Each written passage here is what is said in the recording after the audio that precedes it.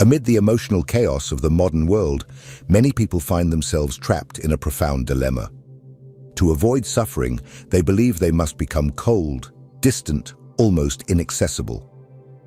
It is common to hear phrases like, "I can't show weakness," or "feeling too much only makes me suffer." There is a deep-rooted belief that being emotionally untouchable requires the sacrifice of sensitivity, empathy, and often one's own humanity. But to what extent is this true? Depth psychology, especially the monumental work of Carl Jung, reveals a fascinating paradox. True emotional invulnerability does not arise from coldness, but from the conscious integration of our own internal contradictions. For Jung, there is a little explored path between excessive vulnerability and emotional hardening, the transcendent function. Few people know, but this concept, developed by Jung in his work Psychology and Alchemy, 1944, describes a sophisticated psychological ability that goes far beyond simple defense mechanisms. The transcendent function is the capacity to hold within oneself seemingly irreconcilable tensions, such as pain and serenity, firmness and compassion, closeness and distance, without collapsing. It is not about choosing a side, but about creating a higher synthesis that transforms opposites into something new. However, most remain trapped in the logic of the ego, which seeks to protect itself by building ever higher walls. This strategy generates a dangerous side effect. The more the individual defends themselves, the more isolated and empty they feel. The ego believes that to avoid being hurt, it must expel everything that is uncomfortable, distressing, or contradictory. But, according to Jung, this stance only exacerbates suffering, because what is repressed in the unconscious returns to the surface in distorted forms through emotional explosions, physical symptoms, or existential crises. It is at this point that the central question of this video arises. Is it possible to be emotionally untouchable without becoming cold? Carl Jung would answer yes, but that this requires courage, discipline, and above all, a deep commitment to the process of individuation. He argued that authentic strength lies not in rigidity, but in the flexibility of the psyche, capable of embracing both light and darkness. Truly untouchable people are not those who close themselves off in an emotional cocoon, but those who have learned to dance with their own shadows without losing their human warmth. In this video, we will explore how the transcendent function can be applied in real life. We will understand, through Jung's lenses, how someone can remain emotionally protected without needing to build ice walls around their heart.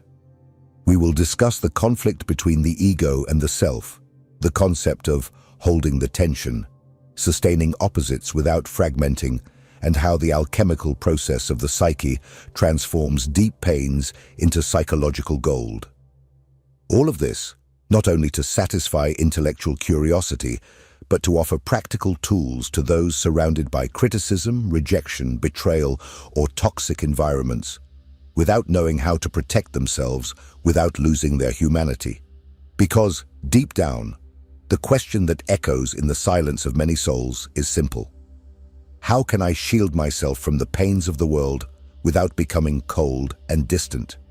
And perhaps by the end of this video, the answer will not only be theoretical, but profoundly transformative. There is a deeply rooted idea in contemporary culture, and perhaps in any society that values strength and independence, that to survive emotionally, one must become cold. Many believe there are only two paths. Either one is too vulnerable, surrendering to the constant risk of being hurt, or one builds a cold wall around the heart, avoiding any possibility of pain. This narrative, although seductive, is, in Carl Jung's view, not only incomplete, but also dangerous. The myth of coldness as a form of protection arises from fear. Fear of rejection, fear of humiliation, fear of being betrayed or manipulated.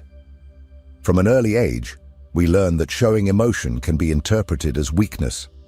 How many times have we not heard phrases like, "Don't show what you feel," or "People will use it against you"?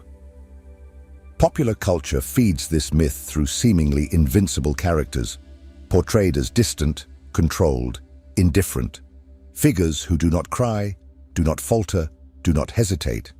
They are heroes or heroines who seem untouchable simply because they have suppressed any trace of humanity that could betray them. But what few realize is the high price paid for this defense. Jung warned that the ego, when it tries to protect itself too much, creates a defense system so rigid that it ends up isolating the individual, not only from pain, but also from life. The same wall that prevents the arrows of pain from reaching us also blocks human warmth, genuine joy, and the capacity for deep connection.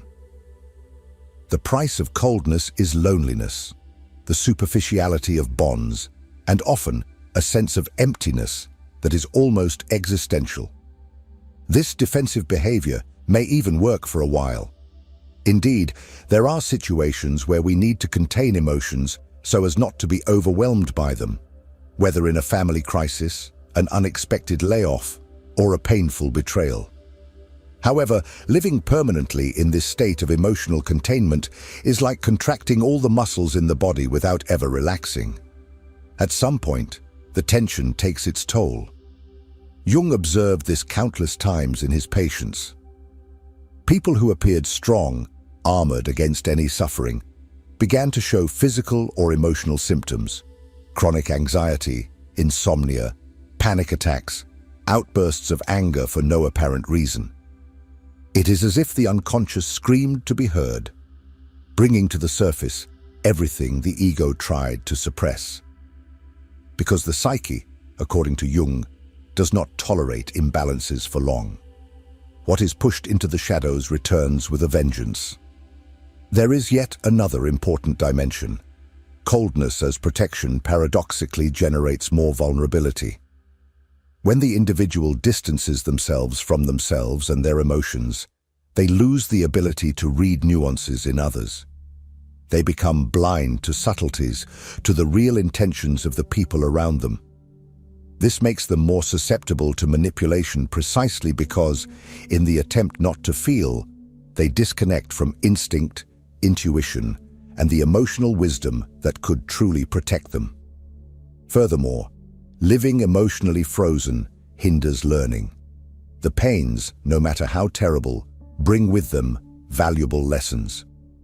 It is through wounds that we often discover our limits, our values, our strength.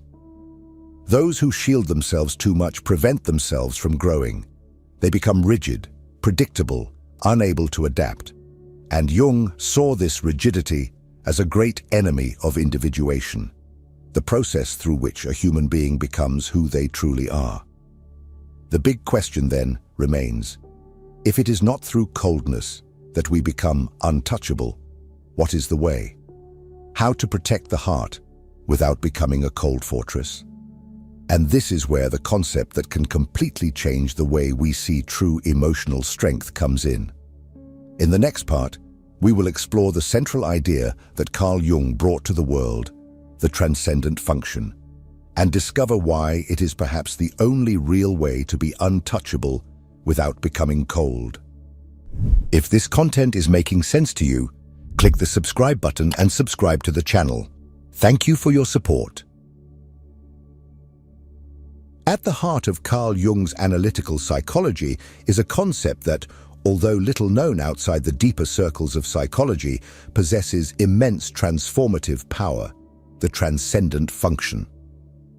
For those seeking to be emotionally untouchable without hardening or isolating themselves from the world, understanding this concept is absolutely essential. Jung observed, over decades of clinical study, that the human psyche is not built to function solely at extremes. Within each person coexist opposing forces: love and hate, courage and fear, compassion and indifference, the desire for connection and the desire for isolation. According to him, human suffering often arises not from the existence of these opposites, but from the ego's desperate attempt to choose only one side, repressing or denying the other. The transcendent function is Jung's answer to this dilemma. It is a psychic process in which consciousness, that is, the ego and the unconscious, unite to generate something entirely new. A higher synthesis that does not deny any of the poles but integrates them. It is not a mediocre compromise between two extremes, but a third way capable of transcending contradiction. For example, one can deeply love another person while simultaneously feeling the need to impose firm boundaries. The limited ego tends to think, either I love and give myself completely, or I protect myself and raise barriers. But the transcendent function allows one to sustain the tension between these forces and create an internal space where one can love and maintain clear boundaries, without guilt, without internal violence.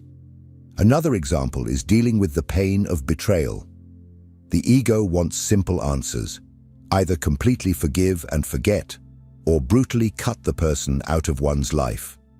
Jung would say that the true path involves sustaining the pain without denying it, transforming that experience into inner growth.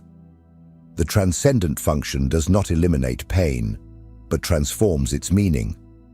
It is important to understand that for Jung, this process is not merely intellectual. It is not enough to rationally understand that opposites are at play. The transcendent function involves emotion, imagination, symbolism, dreams, everything that connects the conscious with the unconscious. Often, the synthesis manifests through symbolic images, sudden insights, or even dreams that reveal solutions that the logical mind would never find. For this reason, Jung associated the process of the transcendent function with the work of medieval alchemists. They sought to unite opposing substances, such as the sun and the moon, the masculine and the feminine, to create the philosopher's stone. For Jung, alchemy was a perfect metaphor for the psychic process through which we transform suffering into wisdom, tension into serenity, pain into meaning. The greatest mistake, according to Jung, is to believe that we must choose between being vulnerable and being strong. True strength lies in enduring the tension of opposites without rushing to find an easy solution. Because in that uncomfortable space, where there are doubts, pain, and ambivalence, transformation occurs. But how to begin cultivating this skill in real life?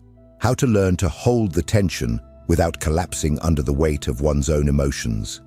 How not to succumb to the anxiety that arises when we do not immediately choose one side or the other?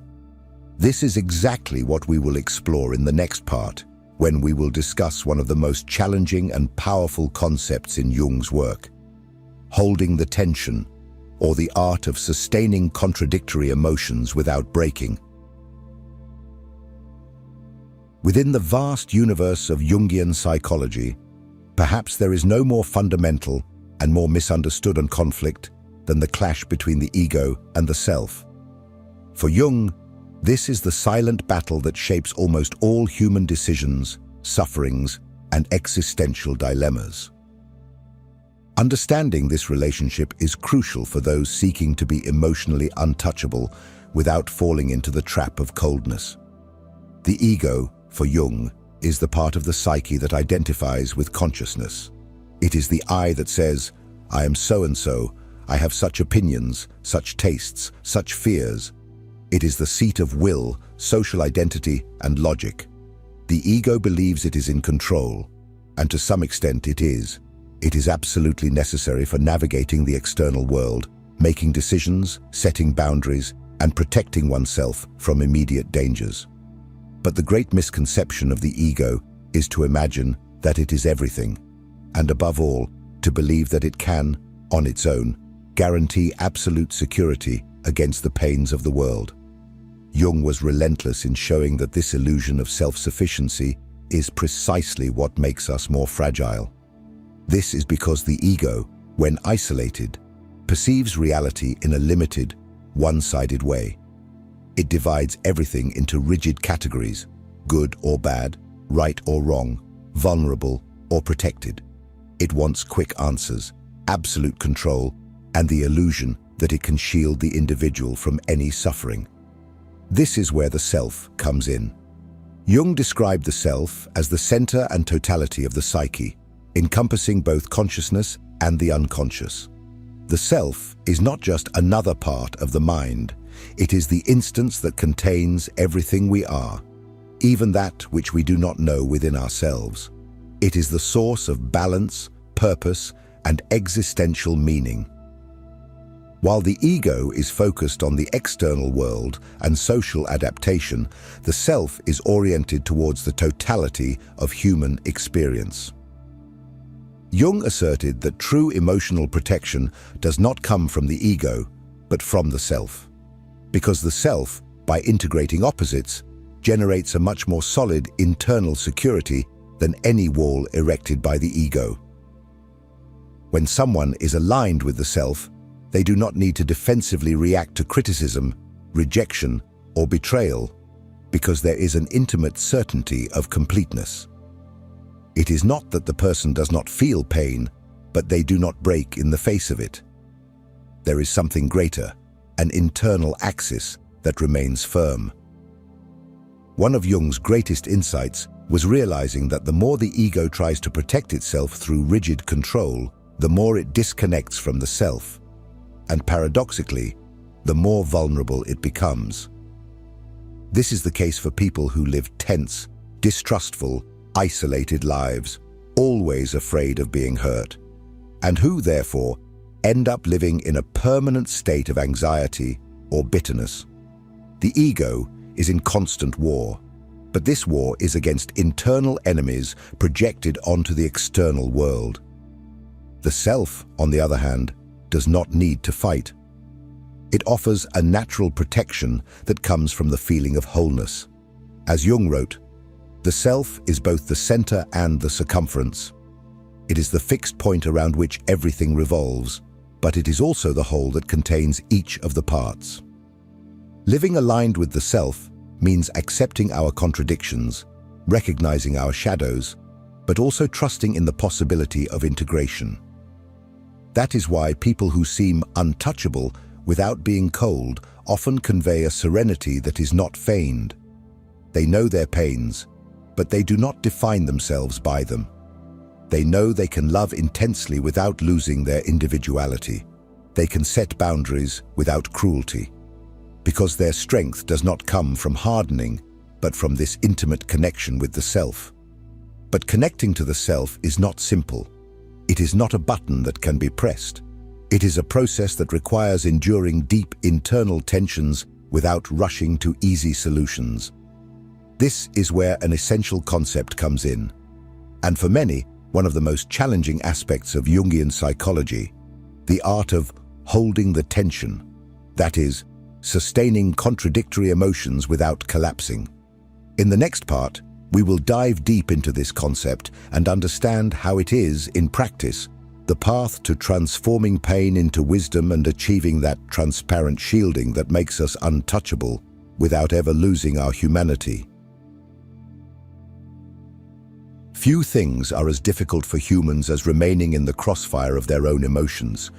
When we are betrayed, criticized, or rejected, everything within us cries out for immediate relief. We either explode outward with anger or cutting words, or implode inward, suppressing the pain until it becomes a silent knot in our chest. The temptation of the ego is to quickly choose a side. Either we become cold and indifferent, or we sink into a sea of suffering. But Carl Jung saw another path, as demanding as it is liberating, the art of holding the tension. For Jung, holding this tension is the essential condition for the process of the transcendent function to occur. Without it, there is no transformation, only neurotic repetition. He realized that every time we avoid facing contradictory feelings, we are merely pushing those contents into the unconscious, where they grow and become even more powerful. And it is there that symptoms like anxiety, depression, insomnia, explosive anger, or even psychosomatic illnesses arise. But holding the tension does not mean living in constant suffering or cultivating pain as if it were a virtue. It means something much more sophisticated, remaining aware of the pain while simultaneously refusing to succumb to despair or denial. It is having the courage to look within and admit, I feel anger and love at the same time. I want distance, but I also desire closeness. I am hurt, but I am also capable of compassion. It is in that uncomfortable space, full of ambivalence, that the possibility of synthesis is born. Jung said that the psyche is like an alchemical laboratory. When two opposing substances are mixed, the heat of conflict generates transformation. Similarly, when we hold the tension between opposing emotions without prematurely choosing a side, something new can emerge. A new vision, an insight, a deeper understanding of ourselves or the situation we face. A clear example is dealing with the pain of betrayal. The ego immediately wants to decide, either forgive everything and pretend nothing happened, or cut ties and completely shut down. But holding the tension means admitting that there is legitimate pain, while also recognizing that this pain does not define the whole story. It means feeling the hurt without letting it destroy the ability to trust again in the future. It is asking oneself, what is this pain trying to teach me? What is the hidden gold in this experience? Another example is facing harsh criticism. The immediate impulse of the ego may be to react with aggression or fall into a spiral of destructive self-criticism. But those who can hold the tension can ask, is there something true in what was said? Or is this criticism more about the other than about me? And most importantly, they can remain calm enough not to be swept away by someone else's drama. The greatest challenge of this process is that it requires time. The ego wants immediate solutions, ready answers, certainties. But the deep psyche operates at a different pace. Jung compared this to the alchemical process, which needed patience, constant heat, and vigilance to transform lead into gold. Holding the tension is, therefore, an act of psychological and spiritual discipline. It is refusing easy solutions even when everything within us begs to escape the pain. And there is a fundamental detail. It is not just about enduring suffering. It is about allowing the pain to transform us. Because in Jung's view, every wound we consciously bear makes us more whole. That is why he said that the goal is not perfection, but completeness. The pain does not magically disappear, but it begins to have meaning. It integrates into our story as an important chapter, not as a sentence of destruction. But then the inevitable question arises. If holding the tension is so powerful, how can we truly transform this painful experience into something valuable? How can we convert lead into psychological gold? This is precisely what we will discuss in the next part, when we dive into the fascinating concept of alchemical synthesis, the process by which the psyche transforms traumatic experiences into wisdom and emotional resilience without ever losing human warmth. If what you're hearing resonates with you, you'll find real value in my ebooks. Beyond the Shadow breaks down Jung's core ideas, while Dialogues with the Unconscious gives you a 30-day path to apply them in your life. Both are linked in the pinned comment. In Carl Jung's view, the human psyche possesses an extraordinary power, the power to transform suffering into something of inestimable value. For him, this process is comparable to alchemy, the ancient art that, in medieval workshops, sought to convert common metals, like lead, into pure gold. But Jung did not see alchemy merely as a chemical experiment. He viewed it as the most powerful metaphor for the functioning of the human soul, and it is here that the concept of alchemical synthesis is born. The ability to create meaning and inner strength from what, at first glance, seems only pain and destruction. When we talk about alchemy, many people think of mystical formulas or charlatanism. But for Jung, Alchemy was a symbolic language through which ancient generations attempted to describe profoundly psychological processes. The alchemists spoke of solve et coagula, dissolve and coagulate. In psychological terms, it means breaking down old ways of being and allowing something new and higher to form in their place. And this, Jung said, is exactly what happens when we face traumas, losses, or existential crises. Pain, according to Jung, is not a mistake of life. It is an invitation to transformation. But there is an indispensable requirement. One must sustain the tension without rushing into easy solutions, as we explored in the previous section. If someone, in the face of intense suffering, simply represses it or sweeps it under the rug, the psychological lead remains unchanged, corroding the psyche from within. But if that person accepts to dive into the process, even fearing to lose themselves, there is a real possibility of converting suffering into wisdom, compassion, and inner strength. Alchemical synthesis involves, above all, an act of conscious surrender. It is not about accepting pain as something good or desirable, but about recognizing that it is present and needs to be integrated into the personal story. Often, this integration emerges in symbolic dreams, creative images, unexpected insights. Jung observed in numerous patients that, after periods of great suffering, symbols would arise indicating a reconciliation of opposites. Images of union, such as the mystical marriage, the sun and moon fused, or figures of radiant gold. These symbols are not merely poetic. They are signs that the psyche has found a way to reconcile opposing forces, transforming chaos into inner order. A classic example is someone who goes through a devastating betrayal. The ego, at first, sees only destruction, loss of trust, pain, anger. But through the alchemical process, that same experience can become the spark that awakens a deeper understanding of boundaries, self-love, and the very capacity for emotional regeneration. In the end, the person does not return to who they were before. They become more aware, more solid, and less susceptible to repeating destructive patterns. This is psychological gold. Another fundamental aspect of alchemical synthesis is that it creates a unique form of emotional protection, something Jung called transparent shielding. In other words, the person becomes protected, but without isolating themselves from the world. They are able to maintain empathy, human warmth, and connection, but at the same time, they are not easily knocked down by manipulations, criticisms, or external dramas. Their strength does not lie in rigid walls, but in deep roots. Therefore, people who have gone through great pains and have consciously integrated them possess a different presence.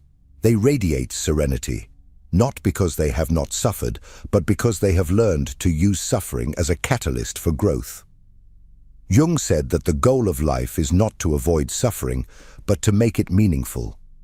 Alchemical gold is not the absence of pain, but the ability to look at it and say, I am greater than this. But then the big practical question arises, how to apply all this in everyday life? How to live loving relationships, friendships, and work environments without falling back into old patterns of coldness or extreme vulnerability. How to maintain human warmth while not being swallowed by others' drama. This is precisely what we will discuss in the next part. We will explore how to practically apply all these Jungian concepts in real-life situations, from the simplest to the most painful, to finally discover how to be untouchable without ever losing our humanity. As you reach the end of this journey, a truth emerges that is as unsettling as it is liberating. Being emotionally untouchable does not mean being cold, distant, or closed off to the world. It means, above all, cultivating an inner strength that arises from the conscious union of our deepest opposites. Many believe that to avoid suffering, one must harden the heart. That showing feelings is to expose weaknesses. that the only way to avoid being hit by the cruel arrows of life is to build walls so high that no one can cross them. But, as we have seen through the lenses of Jung's psychology, this strategy is a trap. For the same wall that protects from pain also deprives us of human warmth, genuine joy, and the depth of true connections. True power lies not in coldness, but in the ability to sustain internal contradictions without collapsing. Jung showed us that the human soul is a battlefield where opposing forces coexist: love and anger, the desire for closeness and the need for distance, trust and fear. And that the path to becoming untouchable without losing humanity is precisely to learn to remain in this unstable territory without rushing to choose sides, without jumping to easy solutions, without surrendering to despair. Sustaining the tension is an act of extreme courage. It is to stand before pain without denying its existence. It is to look at one's own shadows and recognize them as legitimate parts of who we are. It is to have the discipline to endure discomfort until something new, something transformative, emerges from this internal confrontation. This is how Jung saw alchemy as the perfect metaphor for the human psychological process. Just as alchemists sought to transform base metals into gold, we too have the potential to convert our wounds, traumas, and pains into wisdom, compassion, and serenity. This is the true psychological gold. And when we achieve this internal transmutation, the state that Jung called transparent shielding arises. We are no longer hostages to others' manipulations. We are not easily shaken by criticism or rejection. We maintain firmness, but we also preserve human warmth, empathy, and genuine connection with others. This is the essence of being untouchable without ever losing humanity. But this is not a fixed destination. It is a path, a constant practice, a daily decision not to flee from oneself, to look within, even when what we see frightens us, and to trust that from internal chaos, a deeper order can emerge. If there is one thing this video aims to make clear, it is that you do not have to choose between being strong or being sensitive. You can be both. You can love deeply and at the same time set boundaries. You can be vulnerable without being fragile. You can suffer and still remain whole. Now, I want to know from you, in which area of your life do you feel you most need to find this balance between strength and vulnerability? Is there a situation where you felt you closed off too much or, on the contrary, exposed yourself more than you should have? Write in the comments. Your story may inspire or help others who are going through the same dilemma. And if this video brought important reflections for you, be sure to subscribe to the channel, leave your like, and share it with someone who needs to hear this. And keep watching the next video. It is just as important as this one for your process of self-knowledge and inner strengthening. Because in the end, the journey to become truly untouchable without ever losing your humanity is just beginning.